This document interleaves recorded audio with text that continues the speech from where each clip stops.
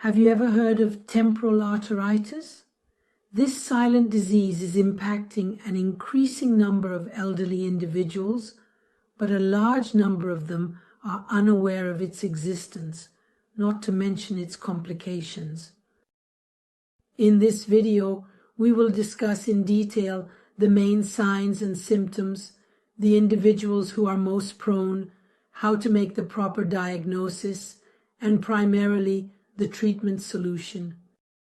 I am Doralice Batista.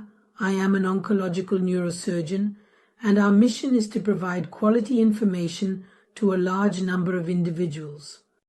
If you like our content, go ahead, subscribe, give a like to our channel.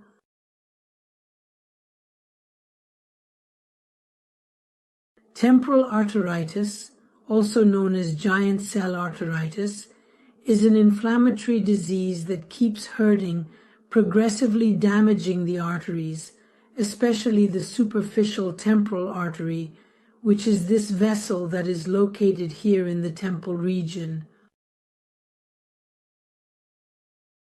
This condition is a member of the category of autoimmune disorders.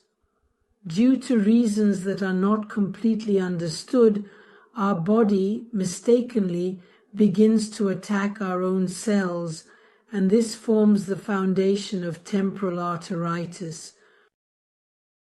This particular disease tends to have a higher incidence in women who are over the age of 50, and the most commonly experienced symptoms include frequent headaches and constant headaches, typically occurring on one side of the head with a high frequency.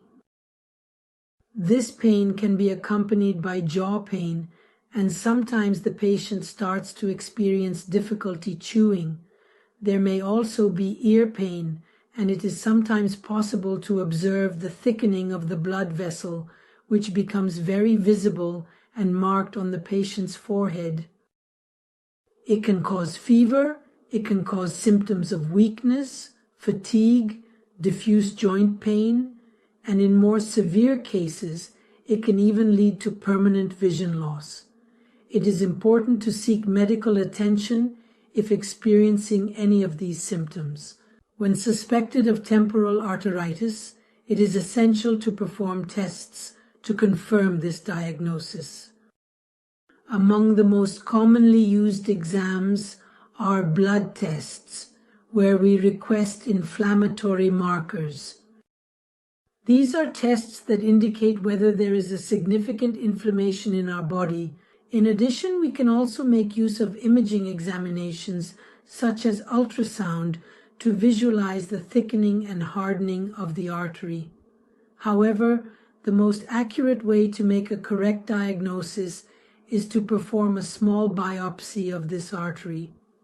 This biopsy can be done with local anesthesia in a very simple way, and the analysis of the artery will confirm this diagnosis accurately, providing some directions for the appropriate treatment options.